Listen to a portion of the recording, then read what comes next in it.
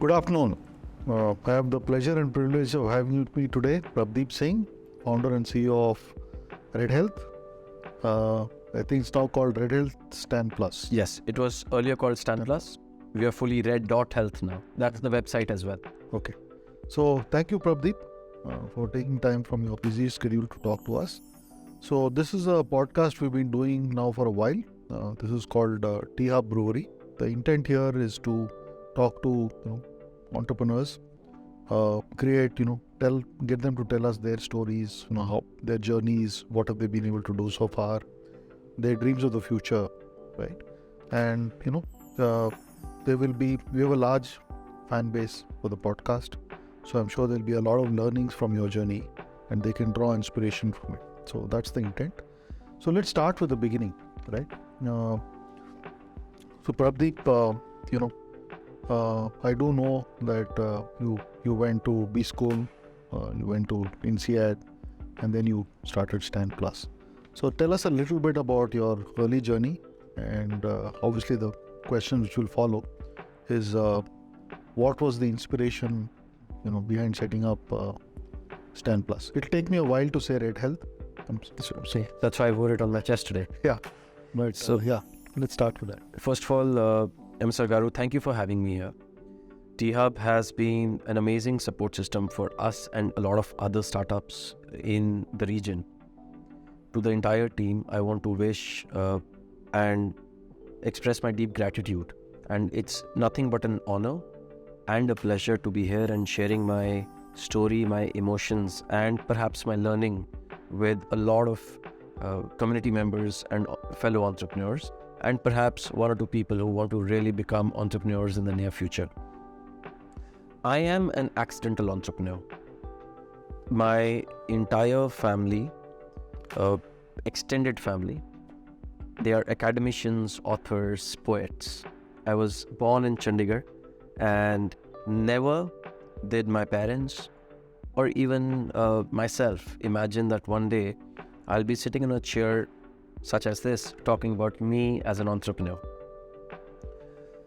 Was born in Chandigarh, 1988. I'm 35 years old. Very different times. My mom and dad focused extensively on getting me the best education possible. They participated a lot in making sure that I turn out to be an amazing professional. They pushed me on the stage that told me that participate in co-curriculars, extra-co-curriculars, activities, do some sports. So essentially, become an all-rounder. Right after 12th, I went to Mumbai to do a joint degree of pharmacy and MBA from NMIMS. And after that, joined Glenmark Pharma and worked there for 5 years in the corporate strategy and then in the CEO's office as well. Mr. Glenn Saldana. What an inspiration for me. I still consider him. I'm not deeply in touch with him, but I often see in my leadership style some things that I imbibed back in the days. This is 2010 to 2015. I worked closely with him and his office. During that time at Glenmark, right, this is when pharma in India was really taking off. 2010 to 2020 were the golden years. I was actually in Hyderabad for a short project for 6 months. And this is 2014 October to 2015 April.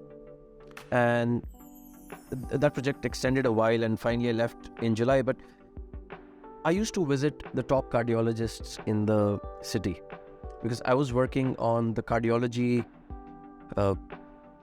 division back then.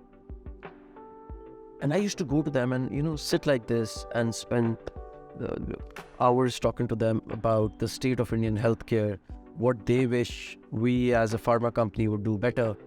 And a lot of top cardiologists then, and they are big names today, some of them own hospitals, they used to say one thing to me: we wish in cardiac or cerebral emergencies, people arrive to us sooner. The golden hour. The golden hour.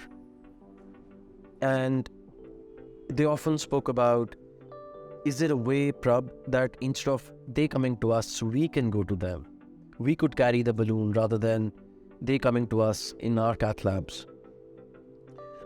That is a that perhaps at that moment in time, you only connect dots backwards. I didn't take that as a problem that I will solve till it happened to me personally, right? We're just talking about an emergency at your home. My dad, when he had, during the same time frame, I was not in India then. I was for another project based out of Brazil. And I remember receiving a near helpless call. It happens with a lot of Indians, right? I'm sure you have some arrangement at home. Like for me, I have. If I get 2 or 3 calls in continuation right now, I'll take your excuse and pick that call from my mom or my dad. Yeah, must be some emergency of some. Must be some emergency. Why would they call me otherwise? They know we are busy people. So when I got those frantic calls, I was not in India, I was abroad. And that helplessness that you feel, that we may have all the money, we may have all the access, we may have all the goodwill, but in emergency, right? We are so dependent on external factors, and it is a terribly uncomfortable truth. We are all going to grow old. Our parents and grandparents are all going to grow old. They're going to be in distress. They're going to be in emergency. But unfortunately, the best intentions don't carry that comfort and that cushion that is required in emergencies. These two things connected for me when I was doing my MBA at INSEAD. A personal language. So after Glenmark, you went to. In fact, I flew. I was living here in Jubilee Hills.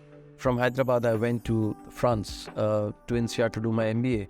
I carried a personal anguish and a customer anguish, right, with me there. At INSEAD, they encourage entrepreneurship. They had an INSEAD venture competition. The ecosystem that I see there actually is very small as compared to what we are building here.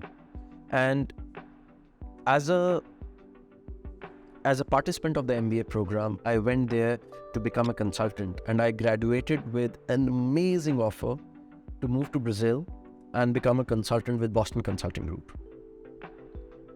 But deep inside, I was carrying an anguish. I was carrying perhaps a spark. So when INSEAD venture competition came along, I decided to, along with a couple of classmates, just present an idea, present a truth of how Indian healthcare and Indian emergency ecosystem is.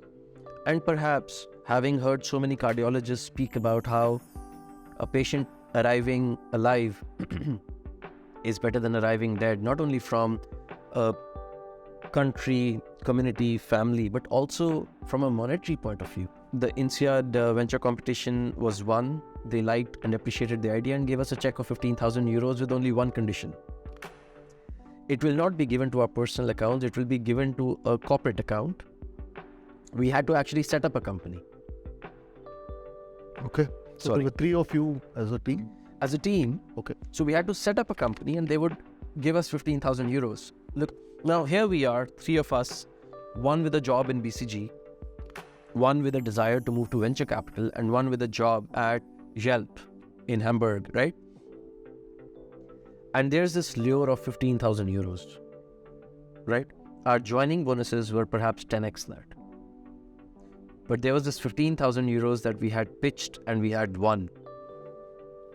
So we decided, let's do it, right? What does it take?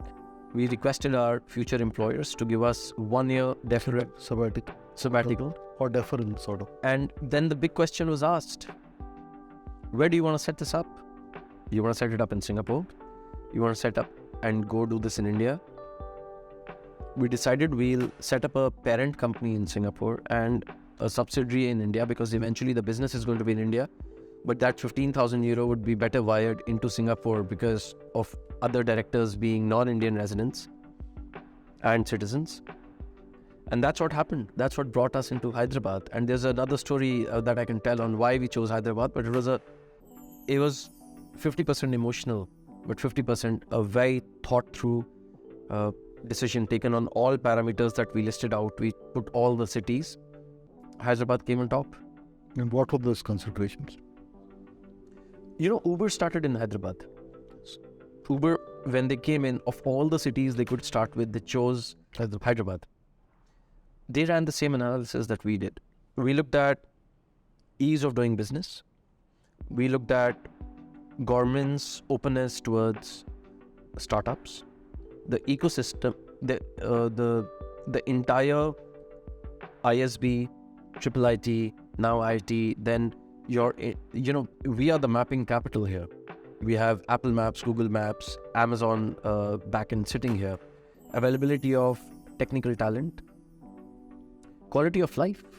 We were moving from France and Singapore into India, and we wanted quality of life to be up there. I had lived in Chandigarh, so I carry with some arrogance a bit of quality of life experience. But I had also lived in Mumbai, right? Where quality of life perhaps can be argued is not as good as Hyderabad. Today, the best city in the country, but back then, when we looked at all the parameters, pollution, cost of living, Hyderabad was number one. And you know what? Looking back, I am really, really glad I call Hyderabad my home, and we chose this. My wife, you met her. I met her in Hyderabad in 2014. So that 50% emotional reason was to come back and marry her. Wow. So that worked out as well. So I think just summarizing what you said so far. So one is, I think in the beginning, obviously, parents were focused on having you get a good academic, grounding sort of thing. Second is the fact that you worked with a great boss, right? I think there's something which I have learned that obviously your parents and your family has a huge influence during your formative years. And then usually a lot of the time your first boss, right? Yep. Someone whom you worked with closely, shapes a lot of your thinking, your drive, your professionalism, all of those, creativity and so on. And then the story of how you went to INSEAD and then won a competition and then decided to take the road less traveled in some ways, saying, I have a job. BCG is probably among the A-listers in campus, but saying, listen, let me go out and see how I can, $15,000 euros is not a lot of money, but saying that let me come back and start.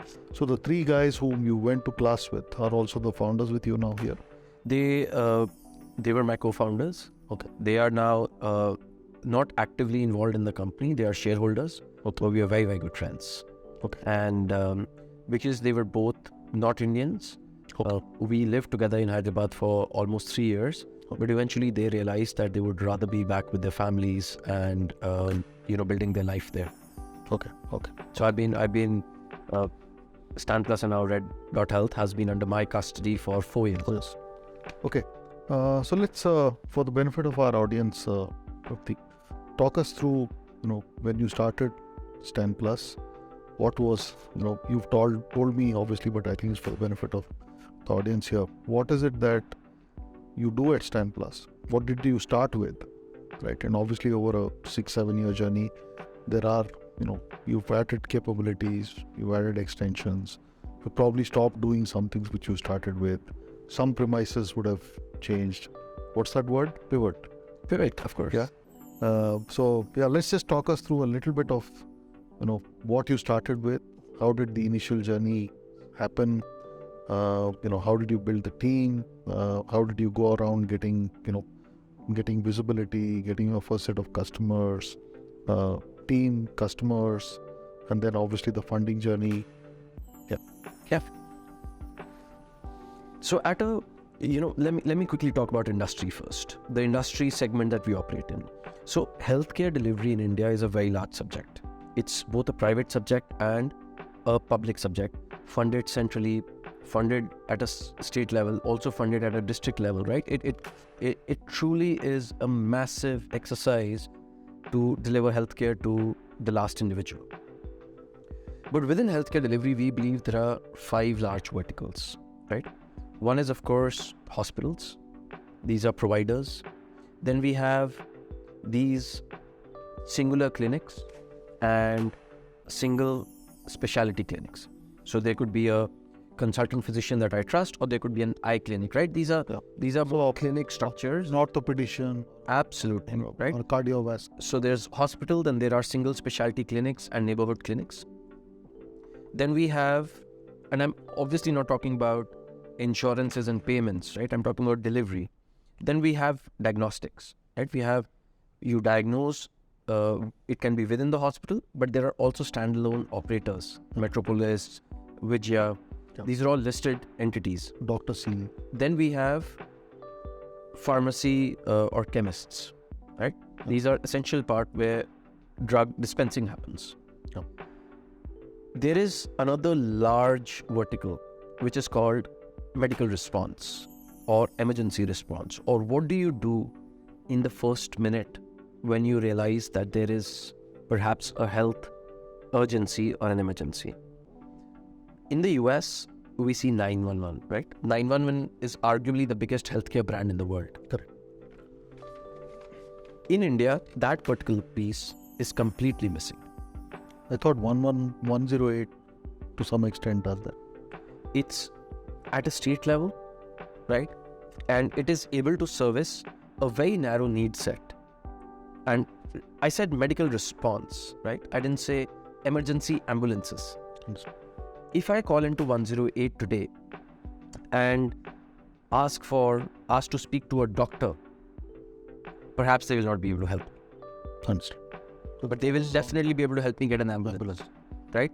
So within this healthcare delivery infrastructure, of the 5 key parts, there is one very important large vertical, which is called medical response. Within medical response, there are 5 segments, if I may. One is called trigger. Second is called triaging. Third is called transport. Fourth is called treatment. And fifth, slightly disjointed, is called training. I'll explain quickly what it means. We are sitting today. Before I realize something is wrong with me, it is possible that my watch identifies a signal. If you are traveling in a car and the car gets into an accident, maybe I don't need to call, the car should be able to contact emergency services. A trigger is nothing but sensing an anomaly and being able to communicate that or flag that off, right? It could be done by humans, but our thesis is that in the near future, machines will call machines. 2 hours before something is manually registered, maybe my machine or my wearable registers. So it has some this thing about an impending event and... Absolutely. Okay, got it. Or say an elderly falls and she's wearing a pendant, or a smart lamp identifies through camera vision that someone has fallen in this room and triggers an emergency response. These are all products out there in the world today. Trigger. Then is triaging. It's not merely enough to give a signal. A man and a machine need to combine to receive that signal and prioritize that signal. Right? That is called triaging. We are basically using massive AI models now to triage. Basically root cause. Absolutely. Then we have transport. It is transport to a patient and transport of a patient. It could be a road ambulance, it could be an air ambulance. And then is treatment, that the first hands that touch the patient, whether you do a CPR, whether you gently lift the patient or you provide first aid, the first 15 minutes to 1 hour, the golden hour, the treat phase in that. And the last is training. How do you ensure you train the machines, the models, and the man? Right? Within the medical response, there are these 5 segments. I'll repeat. Trigger, triage, transport, treat, and training. 5 T's. This is who we are today. Okay. We work across these spectrums. But when we came from INSEAD, we started by owning 1 ambulance, and we started in a bungalow in Jubilee Hills, and we requested the owner saying,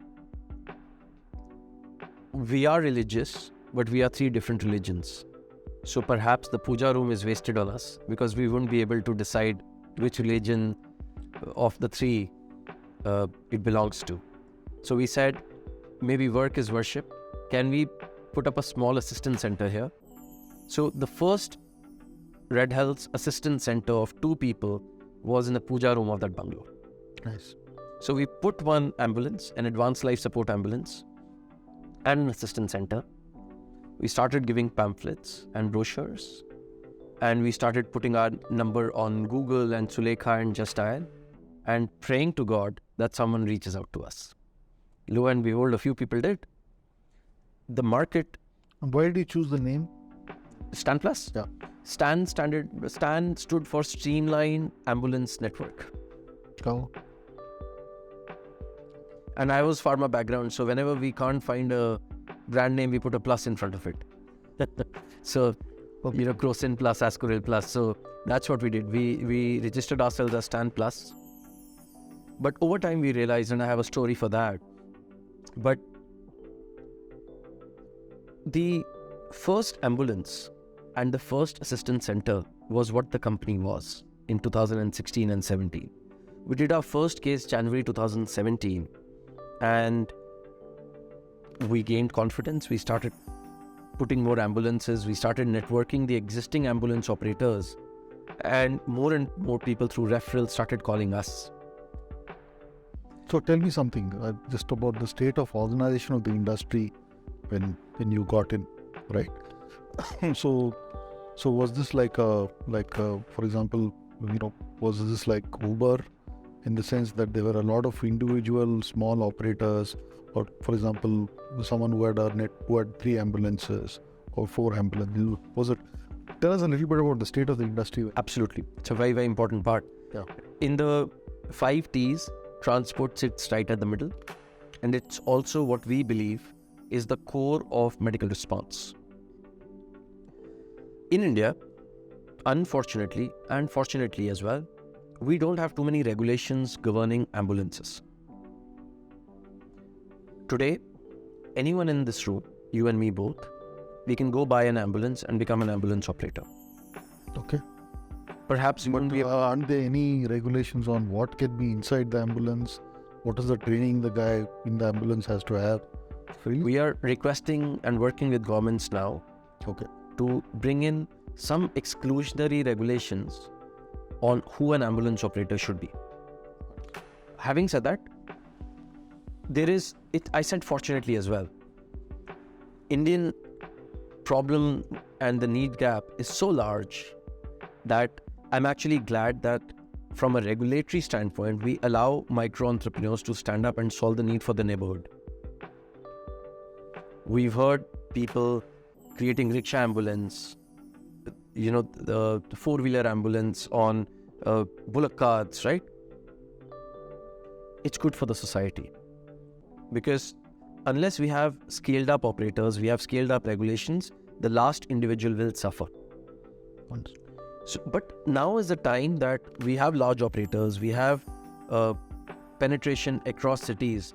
We want to bring in some exclusionary regulations on who an operator should be, so that clinically we all stand the same ground and deliver an amazing experience to the patient. Having said that, the archetype of an Indian ambulance operator is an ex-hospital driver.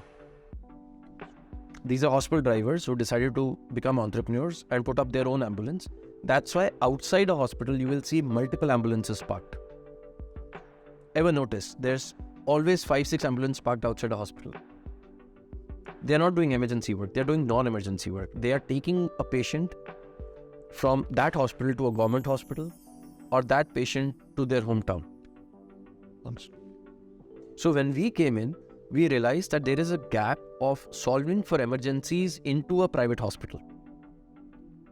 Because 108 does to the government hospital work, and these private operators do outside the hospital work. So none of the large hospital chains had set up their own transport network as such, or they would have set up, but So they do, but the big very minuscule. The big question I always ask: what is an ambulance doing parked inside a hospital?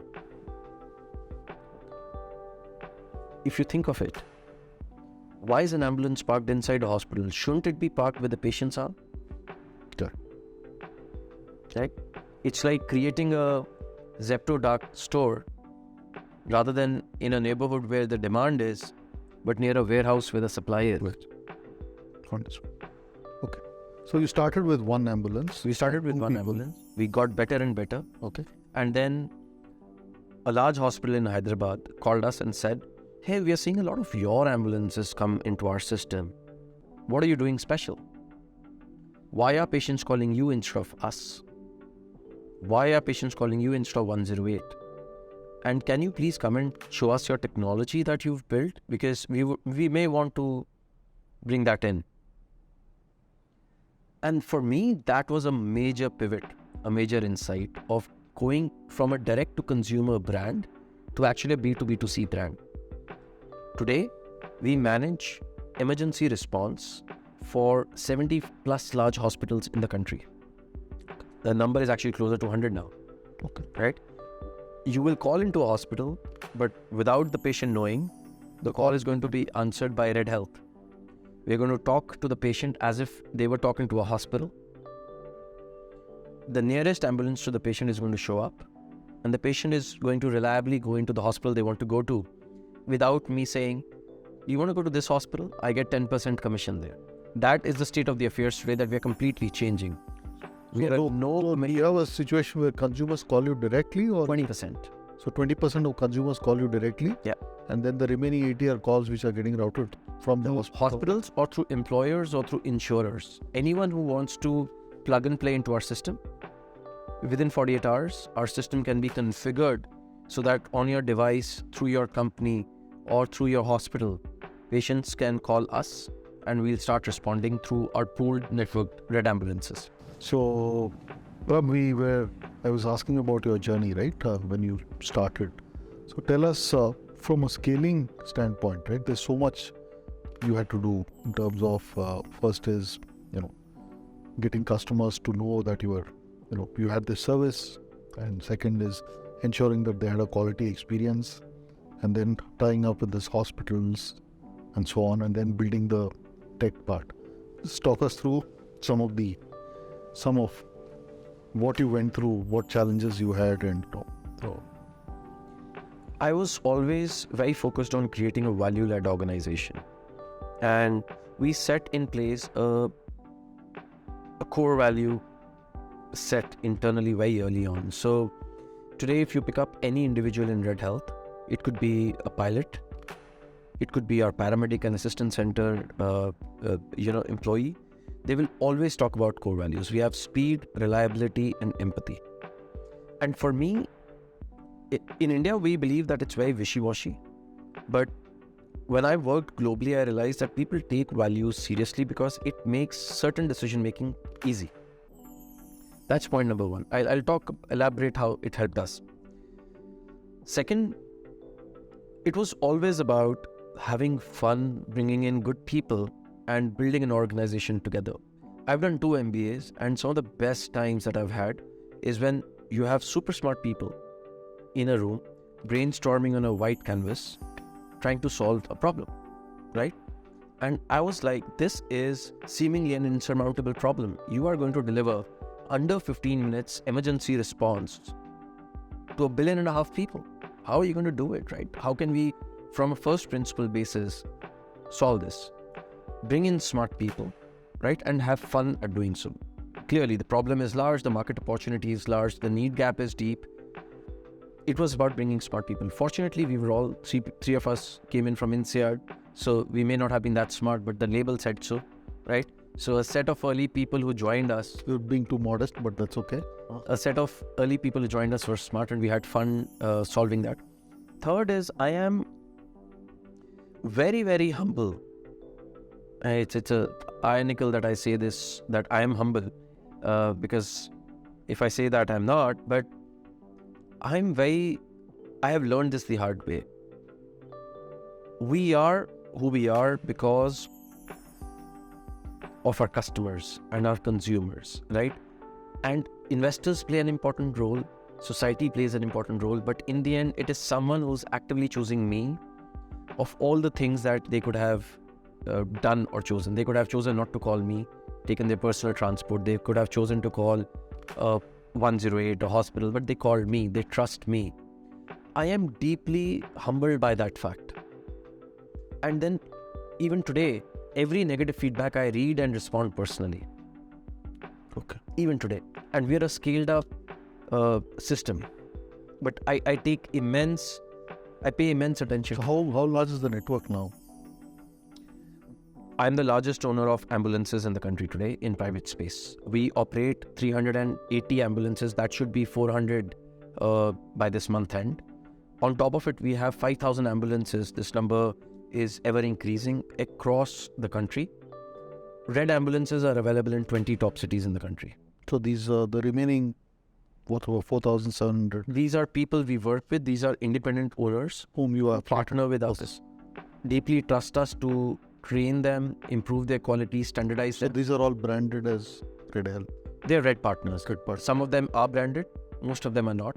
Because what we've done is, for example, we are directly perhaps not present in Jhansi or Ratlam or Panvel or Lonavala, right? So how many pin codes are you in now? We are present across all habitats in the country, except where deep rural areas, some of these, or military areas, or some areas that are contested, we are now able to service, including Leh Ladakh, including Northeast.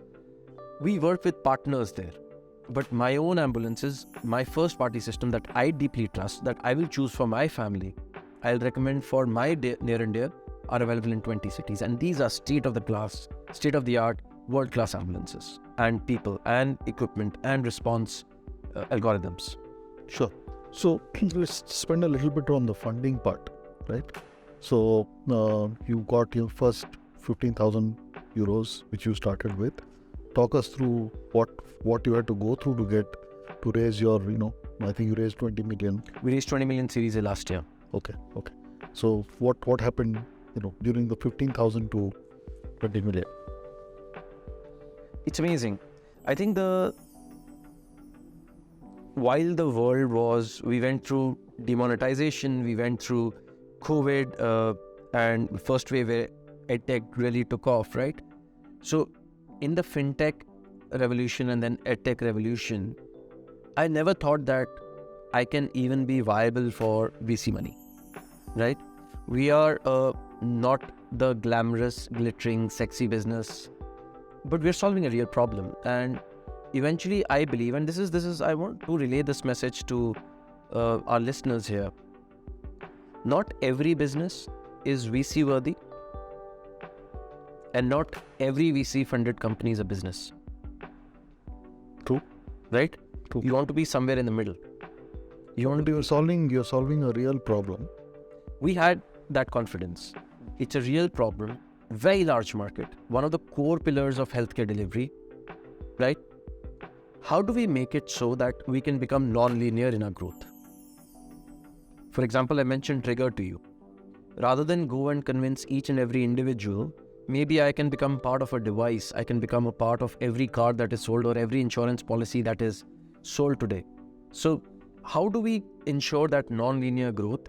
And that is what external financing is for. Otherwise, my focus always has been make the company internally resilient, be default alive. Don't run out of money, of course, but also don't survive only because you have external capital. Understood. Right? So obviously your Series A was, I think, Kalari. We had Series A from Health Quad and Kalari. Amazing partners on our journey. Kalari, in fact, gave us a small check of 500,000 through their Case Start program in 2017. Okay. Deeply indebted, they took a chance, and 2017 till COVID, we were building our core infra. I truly believe that this is a long-term game, and when I committed to it, I gave it 20 years. I did a study of all the companies that have globally become large, and barring very few, it takes a decade.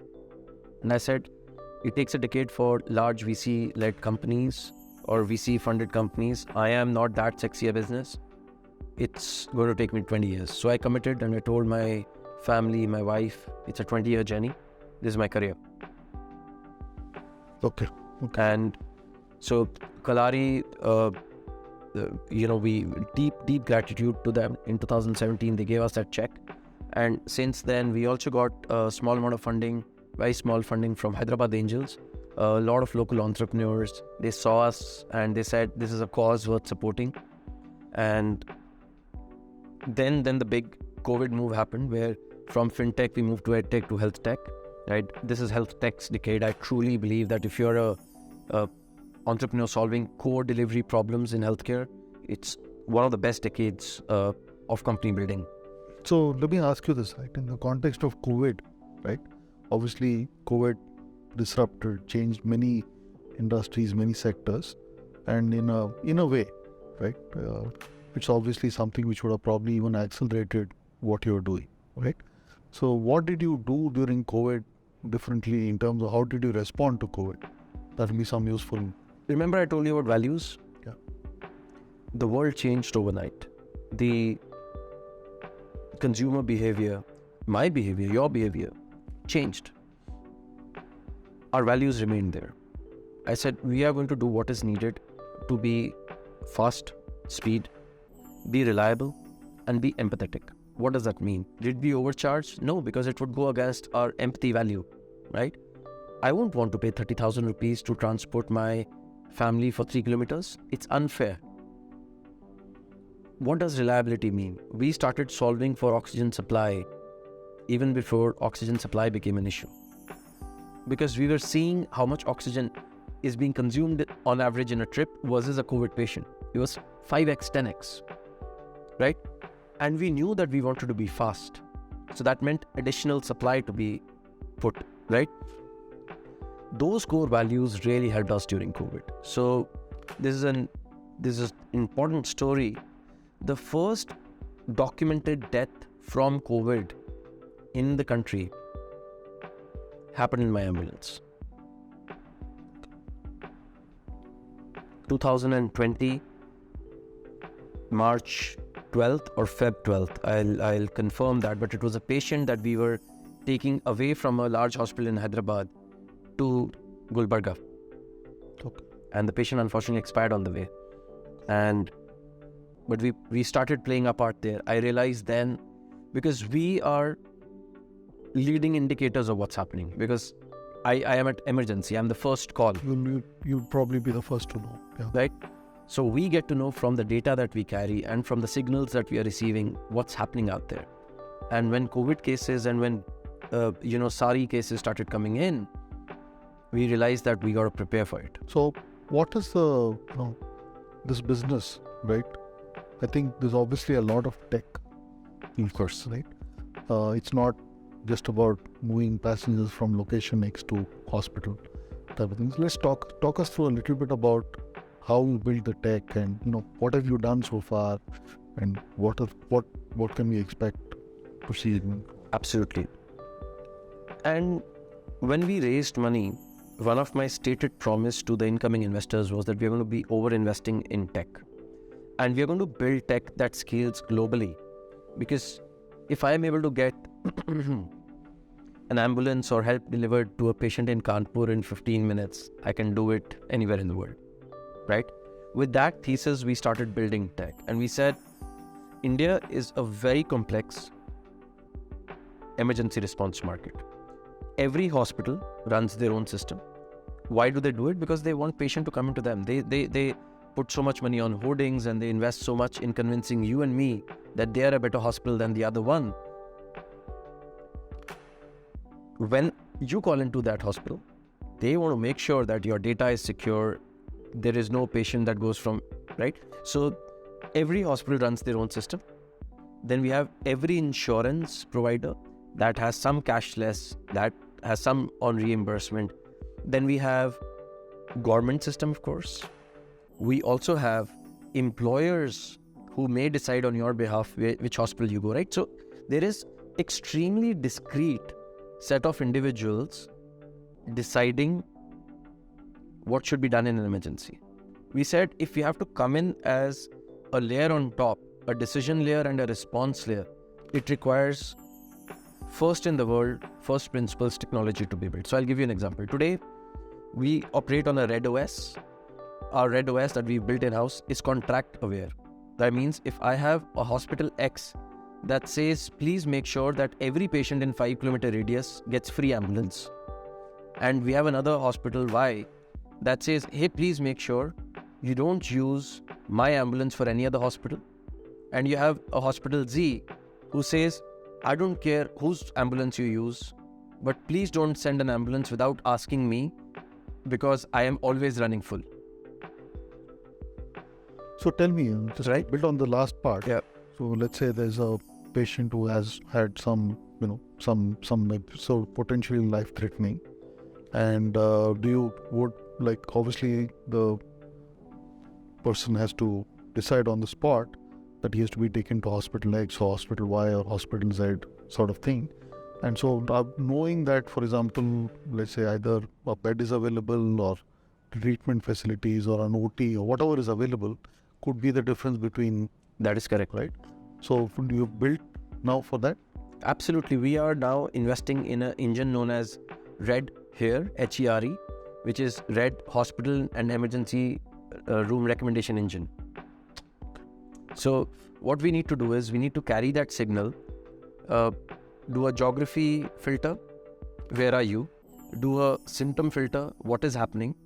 Do an affordability filter, where do you want to go, insurance or cash? And preference filter. But you will also need the hospital to provide you this. And that is amazing. We have today our people sitting in 70 hospitals. Hospitals are willing to give you this information, willing to give us this information. Okay. Because from a purely commercial construct, hospital wants maximum emergency cases coming to them. That's what they invest in. But just like Shopify exists for brands, just like delivery exists as a fulfillment and a third-party logistics, we are the company that closes the gap between a patient and a hospital. Thanks. So our technology is contract aware. We answer, and Garu, this is where the magic is. We're the fastest in the world to answer. I demoed my technology to you. We answer every call, and I say every with a nuance here because it's upwards of 98%. We answer every call in under 2 seconds. Right? You press the green button and you count 1, 2, call is answered, and it's no IVR. There is no press 1 for emergency, press 2 for non-emergency. It's my person picking up the call saying, Red, how can I help you? That's right? And from there, we are ICD-10 integrated. So ICD-10 is International Classification of Diseases. So when you say the person is unconscious, my system takes unconscious, runs my AI at the back, and asks you a question. Was there a head trauma? Right? And if you say yes, I say, what happened exactly? Can you please tell me, right? System is guiding me to ask that question, the triaging. And once I've done enough triaging, my AI captures all this information, captures information from different hospitals, from your history, and actually gives point-to-point instructions that my agent is speaking to you. You are getting it on WhatsApp. And meanwhile, the ambulance has already been dispatched. So this is the magic.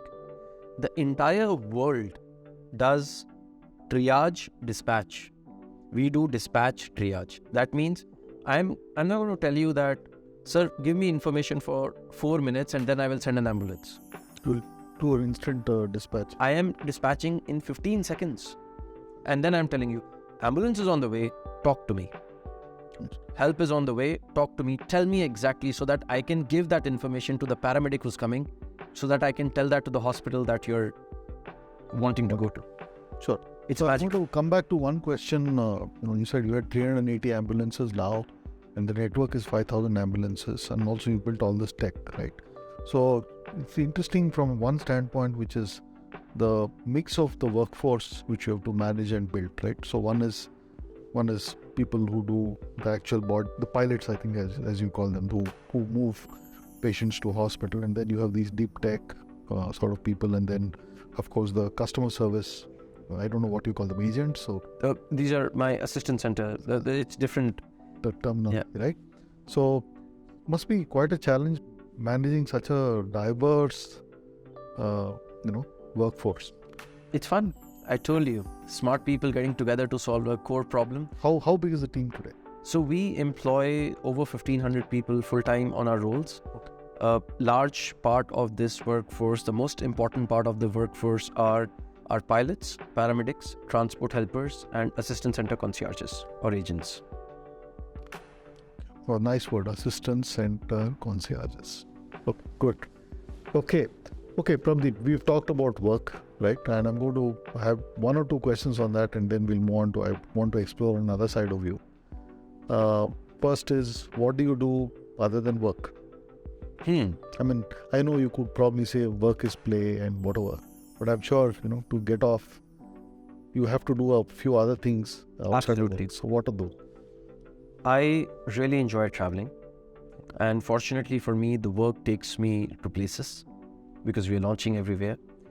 I've done, 53 countries by now, and deeply enjoy my alone meditative time without my phone in a flight.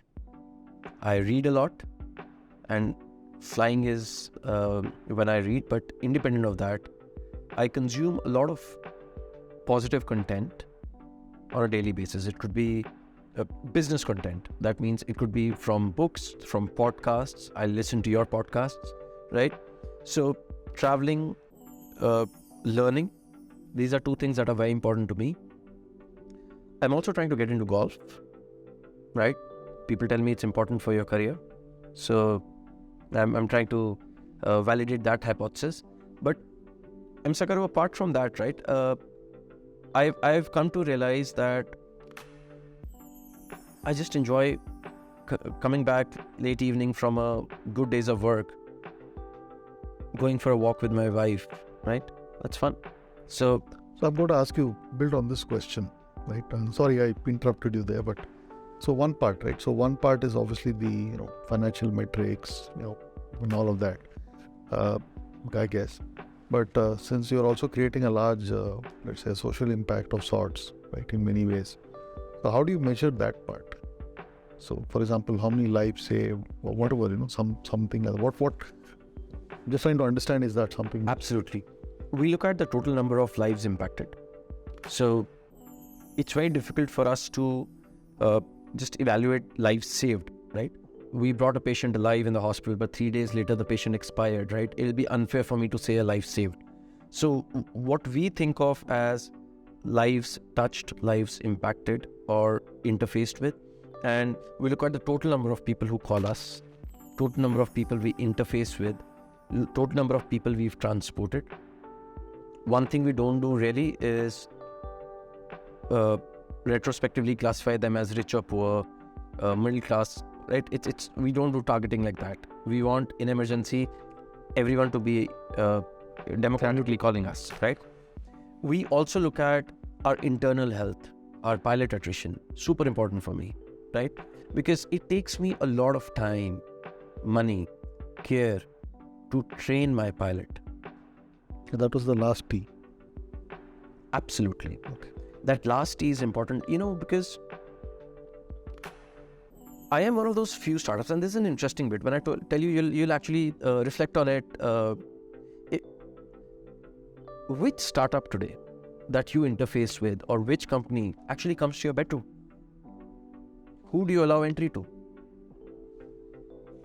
I think I'll tell you the ones that you allow at your gate: Uber, Ola, right? Perhaps Amazon, my gate, right? Who do you allow into, let's say, your house? Maybe Swiggy, Zomato, right? They will come in and they'll deliver. There's only one startup that at scale comes into your bedroom. It's called Urban Clap, right? Correct. But even when an Urban Clap person comes, it could come for a massage or a spa or a repair. You are in a prepared state. Now, I am a company that comes into your bedroom, into your washroom, in your most vulnerable. So that empathy factor you talked about, right? Yeah. I'm repeating this. I come in during a vulnerable state. A grandfather has woken up at 4 a.m. to go to the restroom, has fallen, has broken his hip bone, can't get up. Someone calls me, I show up. My pilot now has to say, sir, I've come. Let it be. He's seen vomit before, he's seen blood before, he's seen all excretas, right? He's seen those conditions. His responsibility, his and my paramedic's responsibility is to tell the family, sir, we are experts, we are here, right? And that takes time. That training takes time. And for me, that is where the leading indicator of lives impacted is, how are my pilots doing? How are my paramedics doing? Understood. Fascinating. Okay. So what lies ahead of RED.Health? There are 3 things that are occupying my mind space right now. 1, how do we standardize our response in 50 cities, 100 cities, right? We've been partially successful in 20 cities, super successful in 10 cities, right? And we are now setting in place technology, processes, and systems to go to 50 cities. 1. It's a fascinating problem. Number 2, do we go deeper or do we take a horizontal approach? So for example, if I already have paramedics and nurses at scale, should I get into home care? Or should I go deeper into start doing neonatal emergencies, right? Start building a very significant own air ambulances and create an integrated approach. So essentially, do I go the horizontal? Do I go deeper? I'm talking about corporate strategy, things that lie ahead and how I'm thinking. And third, do I raise more money? Do I turn profitable now?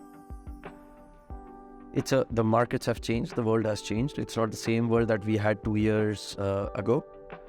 And we make money on a transaction level. We are operationally very profitable. So unit level, you're extremely profitable. Do we now move to an EBITDA positive sustainable enterprise, or do we remain ambitious, raise more money? So I'm assuming every new city you go to. Of course. So we invest. Do I go from 400 ambulances to 2,000 ambulances, just like Blue Smart is doing? Phenomenal model. Love that company. Disrupting Uber, Ola. Should we do that? Right? So these are the 3-4 big thinking avenues that I'm currently deploying. And one of the things I've started enjoying a lot is just closing my eyes and deeply thinking. Okay, so 7 years out of 20. 7 years out of 20. Good. Okay, long journey ahead. Compounding is taking place. Understand. So that's if I may leave one message to everyone who's struggling with fundraise. I struggled with not having money for 5 years out of 7. No money. Borrowed money for honeymoon. Borrowed money to get married. That bungalow we started in, ground floor was office and a kitchen. First floor was office. One room was finance. One room was HR. And one room was mine and my wife's. Top floor was our assistant center. No kitchen. For 2.5 to 3 years, me and my wife lived in that room. She had no kitchen. We opened the door and HR used to sit. Right? Fascinating. Behind a lot of stories that I can tell today are a lot of struggles that we happily lived through. And it's all worth it. Understood. So everyone going through a fundraising dilemma, a personal challenge, you got to give in your ears. You got to put in that time. No, I think, if I were to summarize, first is the problem, I think, came of a visceral experience, right? Something which you felt and something which you said, a few things like one is you're in this for the long haul, right? Because one of the questions I was going to ask you, which I will not now, but was, suppose somebody comes and, gives you a irresistible monetary offer, would you take it? What a good question. I asked this to myself. Would I get out of if someone gives me a lot of money to scale this faster, I'll do it. But if someone gives me a lot of money to go and settle on an island, I will not. So you'll want to stay connected, involved. Yeah. I'm truly passionate about solving this problem, and money is a byproduct. It's an input function for me, rather than an outcome that I really crave for. Thank you. Thank you. Thank you so much for having me here. I didn't realize we've been talking for an hour. Lovely. But really enjoyed it. And thank you for coming over. And I'm sure your story, particularly the last part about the struggles, truly inspirational. If you allow me a couple of more minutes, can I talk about Hyderabad? Please do. I spoke about my tough times, right? I think that my tendency to give up would have been much deeper if I was not based out of Hyderabad. Okay. This city truly gave me the support system. It gave me the opportunity to actually look at how large businesses are made. I mean, look around. Hyderabad has amazing businesses. Dr. Reddy's, Aurobindo, Mega Engineering. We've truly created from here global enterprises, right? And every time I spoke to mentors and promoters and CEOs of these large companies, that Hyderabad and the erstwhile T-Hub, the new T-Hub, I'm allowed to say T-Hub 1.0 and 2.0? Yeah, please. Right? T-Hub 1.0 and 2.0 gave me access to. I latched on to that opportunity, and I learned it's a long-term game, right? One is Hyderabad gave me that network, the support system.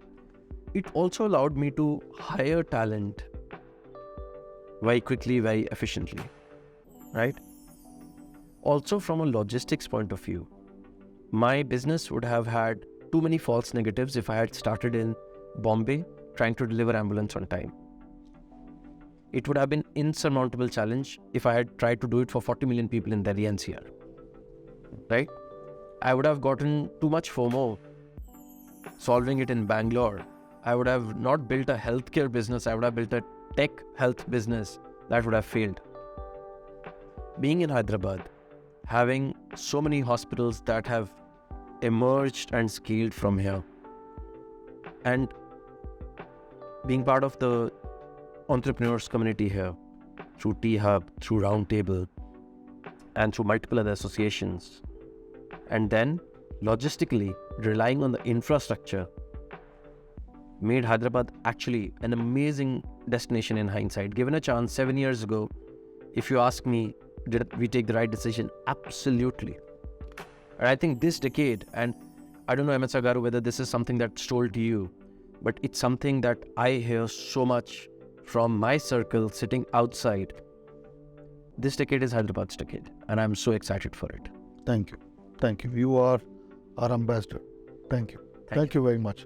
Really appreciate this conversation, and I think the journey you are on, really combining social good, and managing to keep all your stakeholders happy. Thank you. All the very, very best. Thank you. Thank you. Thank you. Okay, अभी diplomatic summit जैसा बना